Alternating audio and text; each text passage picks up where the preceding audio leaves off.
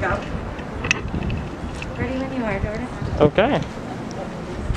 So first, recent reporting claims that you have expressed interest in being the Treasury Secretary in the Biden administration if he's elected.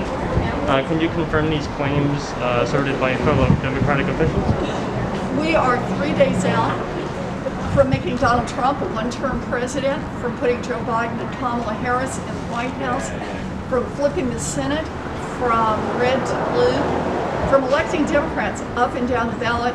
I am putting all of my energy into this election now to November 3rd. Okay. A growing consensus across the country that police officers aren't facing appropriate action or consequences for the behavior has motivated Americans to call for more transparency in law enforcement. What changes would you recommend to bridge the relationship between law enforcement and the people? I believe in transparency. We have a bill that has passed the House, but Mitch McConnell won't bring it to a vote in the Senate, that would put in place some basic policing reforms all across this nation to help keep everyone safe. Now today you spoke about to the students about accountability. Yes. And how the ballot is the best way to hold people accountable. Some newspapers, some reputable ones as well, but a lot of news gets reported locally, and a lot of local newspapers have gone out of business. Yes. There hasn't been a lot of federal funding for that. What are you doing to work on helping journalists and newspapers to report the facts so people know what they need to know heading into election day? Well, one thing I do is try to give as many interviews as I can to local journalists, because I believe that local coverage is powerfully important. I understand why we need national coverage, but local coverage is what holds both national elected officials, but also state and local elected officials accountable. And without it, our democracy cannot function. I have opposed the takeover of local media by giant national conglomerates that end local coverage and just give one predigested and predetermined view of the news nationwide. And I will continue to work on that. But it's not enough.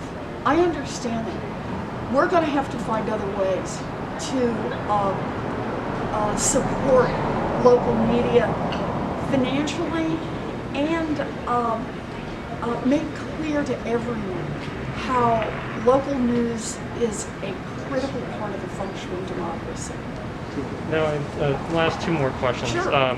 Amy Coney Barrett getting sworn in, taking over Ruth Bader Ginsburg's seat. What message does that send to, I mean, I looked up to her even, but especially to young women who just, want to pursue anything that they want to pursue? The Republicans stole a second Supreme Court seat. And the whole process was illegitimate, start to finish.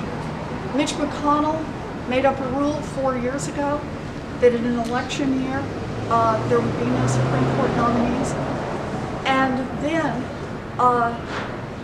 once people were already voting, and we were only days away from an election, Mitch McConnell and Donald Trump rammed through a Supreme Court nominee. That's fundamentally wrong. It is the last gasp of a Republican Party that knows that its extremist views are not shared by the majority of people across this country, and they're trying to find a way to tilt the courts even further in their direction. That's not what our Supreme Court was designed to do. We need a Supreme Court that is less political and more independent.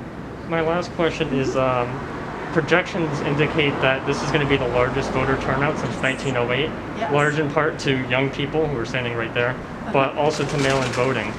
Mail-in voting isn't perfect. What would you do to add on to that to make it a more substantial and more effective way to vote? I believe we need voting reforms. And that should be a very high priority for the new Congress. We need to make sure that adequate resources go into everything from the design of the ballot to ensuring that every single ballot that's cast gets counted. That's an important federal priority, and it is the responsibility of the federal government to make sure that every American citizen gets access to voting. So that's partly about passing the John Lewis Voting Rights Act, but it's about much more, about the safety and security of all of our votes. Thank you so much. You Thanks, bet. Jordan. Thank Thanks you. for everything. Thank you, Jordan. You got Appreciate everything you need? Yep, Good. I'm good. Great. And my condolences to your brother. I know it was a while back, but No, we're I still really in this. appreciate Do you want a it. photo? Thank you. A photo with? Sure, sure. I can take a picture. Thing. We It'll will make stand- my fiance wicked jealous. Here, we will stand socially But she got a hug distanced. from you. Keith. Oh, those were the days. Awesome. Thank Thank you, you, Jordan. Give her my best. I did. I smiled. I totally did. That's right. And I did not stick my tongue All out. right, we're going this way. Thank you so much. Yeah, perfect, Jordan. Do you have to do a selfie?